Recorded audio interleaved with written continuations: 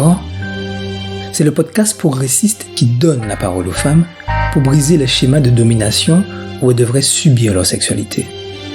Leurs paroles, leurs regards, leur vécu, leurs désirs, tout cela et plus, c'est avec elles. Et c'est dans Encore. Bonjour Marie. Bonjour. Marie, moi j'ai eu envie de faire cette émission parce que je trouvais que la question de la sexualité est encore trop tabou chez nous. Est-ce que toi tu peux comprendre pourquoi? Oui, je peux comprendre pourquoi, parce que malheureusement le sexe reste encore un domaine très réservé, peut-être parce que c'est quelque chose qui se fait dans l'intimité évidemment, mais on considère que c'est un sujet à part, c'est-à-dire que alors que ça concerne la vie d'un individu, son corps, sa santé même, mais autant on va pouvoir parler nourriture, autant la sexualité ça reste encore un sujet malgré tous les progrès qui ont été faits, notamment avec le féminisme, mais cette question-là reste encore un sujet particulièrement tabou. Et est-ce que toi, tu as eu des restrictions personnelles avant d'accepter de faire cette émission? Ah oui, quand même, oui, j'en ai eu. Dans la mesure où j'ai une certaine profession, les gens, effectivement, il y a des choses qu'ils ne connaissent pas de moi, même au niveau de ma famille. Par conséquent, forcément, sur un tel sujet, on pense aux éventuelles répercussions, aux regards qui peut-être pourraient être différents. Mais je me dis que de même que des gens qui ont commis des crimes sont capables de raconter comment ils tuaient, alors que ça c'est vraiment quelque chose d'horrible, parce que ça porte atteinte à l'intégrité de l'autre et de soi-même, je me dis que la sexualité, le sujet de la sexualité ne fait de mal à quiconque. Donc je me dis, si des criminels arrivent à confesser la manière dont ils tuaient des gens, alors que c'est quelque chose de fortement répréhensible, la sexualité, je me dis, ne devrait pas être considérée comme telle. Le sexe, ça représente quoi pour toi? Alors pour moi, le sexe, ça représente tout d'abord l'épanouissement. Je crois que c'est d'abord ça. L'épanouissement parce que on dit souvent qu'il faut bien dormir, qu'il faut bien manger pour être en pleine forme ou en bonne santé, et on oublie que la sexualité, que le sexe fait partie intégrante de la bonne santé d'un individu. Et ça, c'est quelque chose, malheureusement, c'est un angle sous lequel on n'aborde pas les choses. Le plaisir, avec toutes les hormones qu'on va libérer au moment de la jouissance, eh bien, contribue à se sentir bien, contribue à guérir aussi.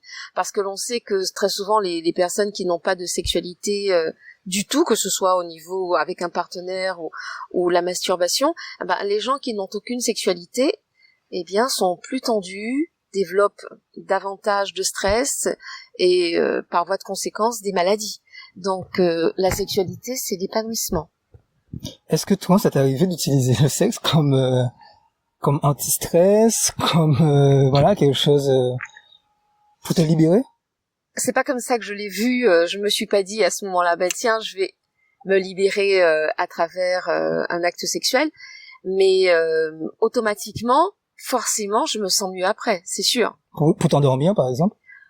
Oui, la jouissance, une fois qu'on a bien joui, c'est clair que ça permet d'avoir un sommeil beaucoup plus agréable et réparateur. Est-ce que tu dirais de toi que tu es une femme romantique, sentimentale? Je me définis comme telle, romantique, sentimentale. Le fait d'être romantique et sentimentale n'est pas antinomique avec la sexualité. C'est justement ce que j'allais te demander. Est-ce que c'est compatible? C'est absolument compatible parce que dans une relation sentimentale épanouie, il y a obligatoirement, et je dis bien obligatoirement, la sexualité. Je doute, ça ce n'est que mon point de vue, je doute qu'une relation sentimentale sans sexualité puisse véritablement permettre aux gens d'être hyper proches, d'être hyper fusionnels en fait. Alors, c'est vrai qu'il peut y avoir une connexion d'âme, une connexion spirituelle, une connexion intellectuelle, mais je crois que pour qu'une relation sentimentale soit complète, parce que sinon ça reste effectivement amical, pour qu'une relation sentimentale soit complète, il faut aussi cette connexion sexuelle. Tu n'as pas eu l'occasion d'être avec quelqu'un, donc en couple, d'aimer cette personne et qu'il n'y ait pas de relation sexuelle et que ça reste une relation épanouissante? On peut pas s'épanouir en couple sans sexe? Je n'y crois pas beaucoup. Alors, on n'est pas obligé d'avoir du sexe tous les jours, chaque semaine. On peut n'avoir de relations sexuelles qu'une fois par mois, mais au moins cette chose-là, elle existe. C'est une façon, pour moi, que le couple, puisse se retrouver. J'aurais du mal à être dans une relation. Fatalement, si je me sens bien avec cette personne, si j'aime discuter avec elle, si j'aime, je sais pas, faire une activité sportive avec elle, tout ce que l'on fait ensemble, fatalement, me donnera envie de cette personne-là.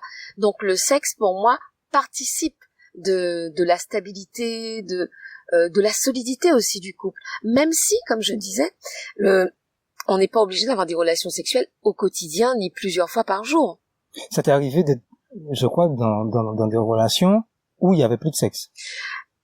Où le sexe n'était pas aussi régulier ou avait effectivement quasiment disparu. Et à ce moment-là, quand le sexe avait carrément disparu, la relation n'était plus celle que nous avions connue au départ. Ça, c'est clair.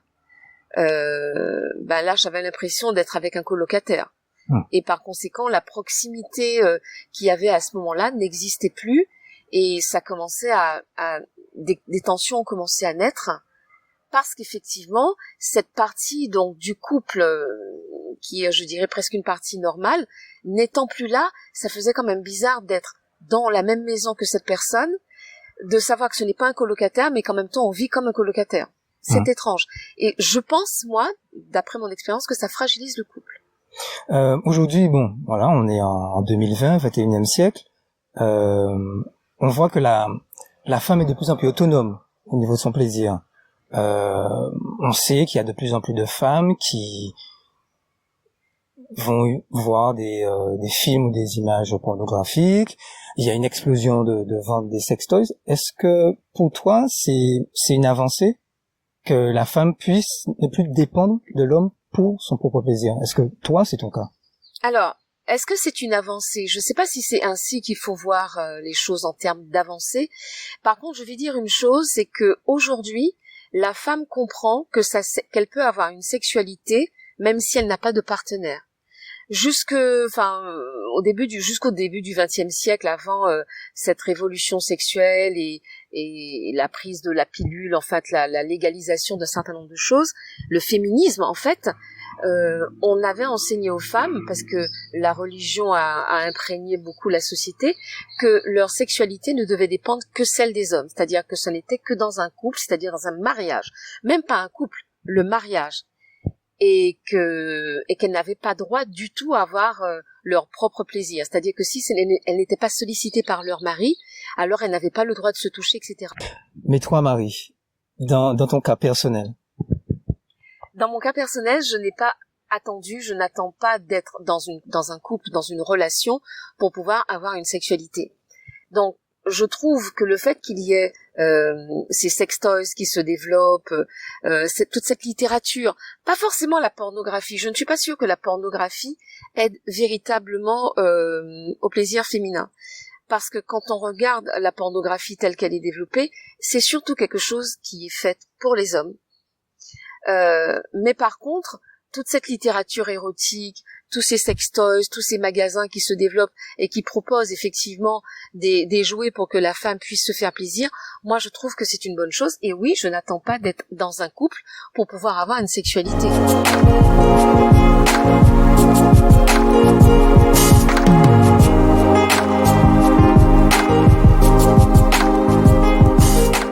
Est-ce que on atteint plus facilement l'orgasme avec un sextoy plutôt qu'avec un partenaire qu'on découvre, qui ne nous connaît pas? Est-ce que c'est plus facile? Alors, je ne sais pas si c'est plus facile. Je vais dire que c'est différent. Quand on se donne son propre plaisir, on se connaît. On sait ce qu'on va aimer, on sait ce qui nous fait du bien. On se connaît, en fait. Quand on est dans un couple, par moments, c'est très difficile de faire comprendre à l'autre ce qui nous plaît. Parfois, on a peur de vexer. Parce que, par exemple, l'homme, il arrive avec ce qu'il souhaite, ce qu'il connaît déjà, et pour lui dire, tu sais, je préfère que tu me fasses telle chose plutôt que telle chose. Alors, souvent, on craint la vexation. Par conséquent, quand une femme se donne son propre plaisir, c'est mieux. C'est vrai qu'on atteint une jouissance beaucoup plus facilement parce que comme on sait ce qu'on aime, comme je sais ce que j'aime, j'ai pas besoin je m'interroge pas, je veux dire, je sais qui je suis et je sais comment me donner du plaisir facilement pour arriver facilement à l'orgasme.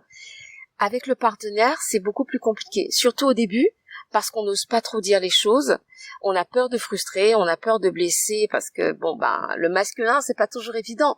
Quand on lui dit, tu sais chérie, je n'aime pas trop que tu me touches tel endroit, lui il se dit mais je comprends pas, j'ai toujours fait ça aux autres, je n'ai jamais eu de plainte, comment ça se fait que toi tu n'apprécies pas?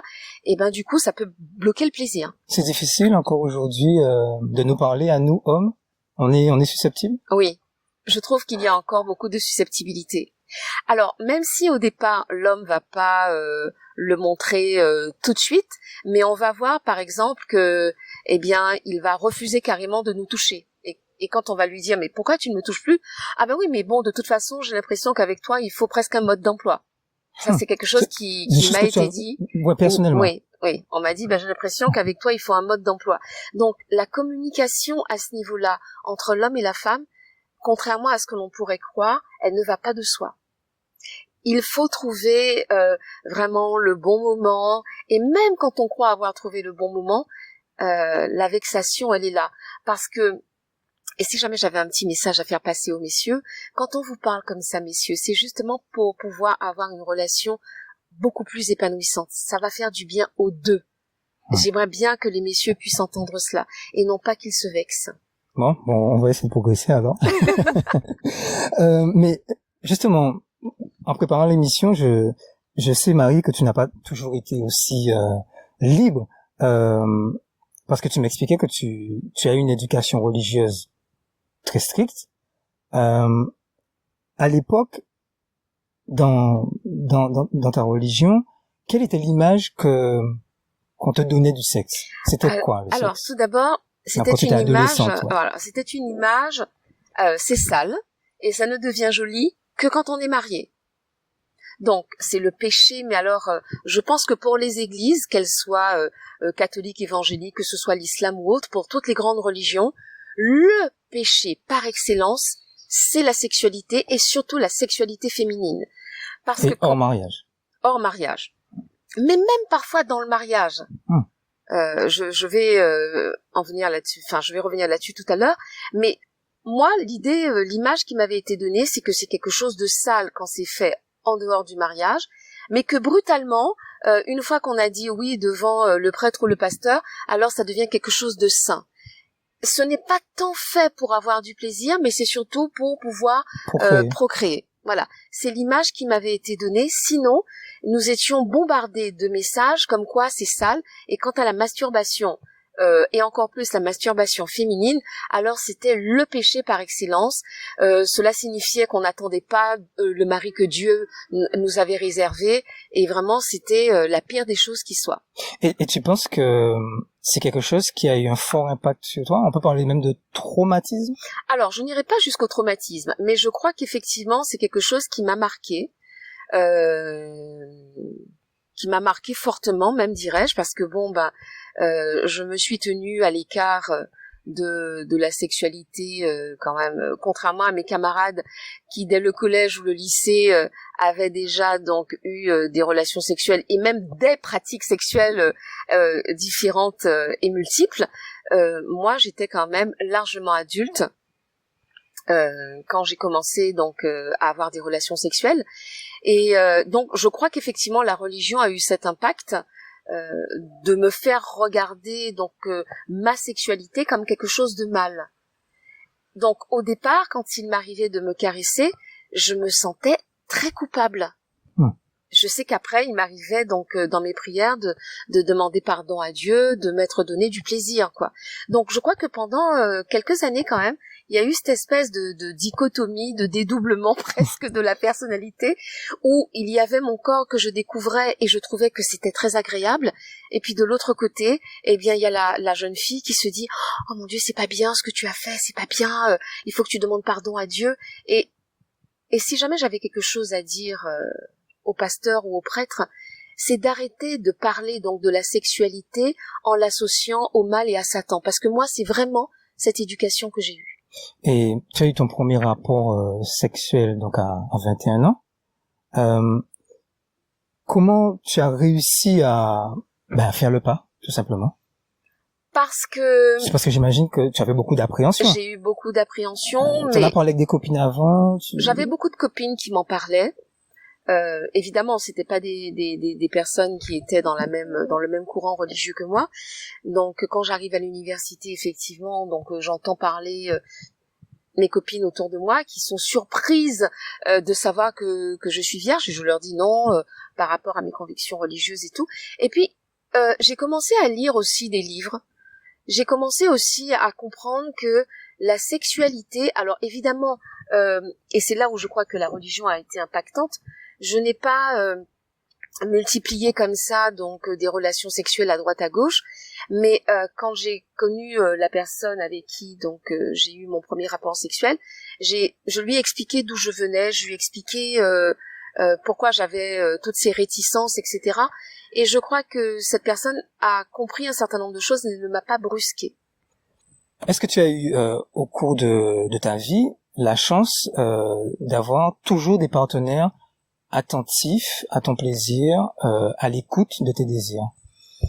Alors, globalement, oui, mais ça n'a pas toujours été évident, dans la mesure où, comme je te disais tout à l'heure, chez les hommes, très souvent, écouter ce que la partenaire a à dire ou sa manière d'être, très souvent, ils arrivent avec des idées préconçues à propos du plaisir féminin. Parce que malheureusement, il faut le dire, très souvent les hommes font leur éducation sexuelle à travers la pornographie. Ce qu'ils voient dans les films, ou ce qu'ils lisent donc dans leurs journaux, ou ce qu'ils voient comme images, ils ont le sentiment qu'il faut reproduire les choses dans la réalité. Donc, par moment, il a fallu que j'explique certaines choses. Il a fallu aussi que j'explique que s'il est vrai que telle chose marche avec 99 femmes, eh bien moi, la 100e, eh bien non, moi c'est différent parce que moi, je suis Marie et Marie n'est pas toutes les autres femmes.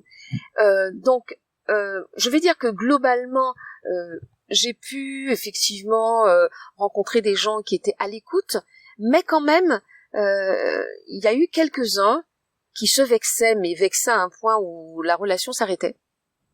Parce qu'ils avaient vraiment la conviction que j'étais, et je reprends l'expression, castratrice. Le simple fait que j'ai à dire ce que je préfère, ce qui me permet d'atteindre plus facilement l'orgasme, etc. Le simple fait d'avoir eu à leur dire cela, on m'a dit tu es castratrice. Donc, le mot est fort. Une femme qui dit, une femme qui parle, une femme qui exprime son désir, ce n'est pas toujours bien accueilli. Ce n'est pas très bien accueilli parce que, eh bien, ça fracasse le mental masculin. C'est vraiment, j'utilise volontairement ce mot fracasser parce que c'est vraiment le sentiment que j'ai eu à certains moments où je voyais que mon partenaire devenait complètement découragé et ça le frustrait tellement qu'il n'avait même plus envie de réessayer. Parce que jusque-là, ils étaient habitués soit à des femmes qui faisaient semblant, parce qu'il faut savoir, malheureusement, quand je discute avec mes copines, qu'il n'y a pas beaucoup de femmes qui prennent soin de leur propre plaisir et qui se contentent juste d'être un réceptacle.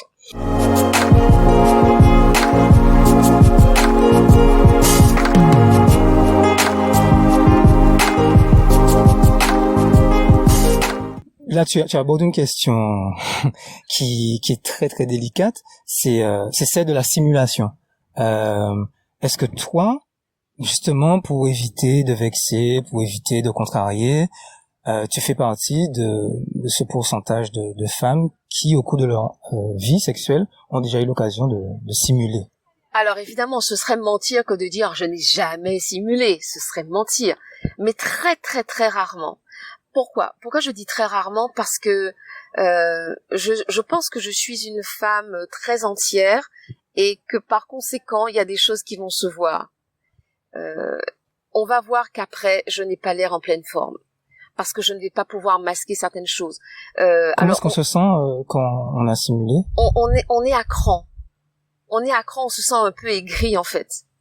Parce que Parce qu'effectivement, on voit le contentement masculin, hein, on voit l'homme qui se dit yes, j'ai assuré comme une bête, etc. Alors que, et je pense que c'est surtout ce contentement-là, cette espèce satisfaction masculine qui va nous agacer. Et du coup, je crois qu'après, eh bien, si l'homme est un tant soit peu observateur, il sentira qu'on n'a pas l'air bien. Et arrive fatalement la question, ça va? Et là, eh bien, je ne vais pas dire non, ça va pas, mais je vais faire comprendre que ouais, il y a quelque chose qui s'est pas bien passé. Alors c'est difficile. Tout de suite après, c'est un peu compliqué. Tu simules pas jusqu'au bout en fait. Non, je peux pas.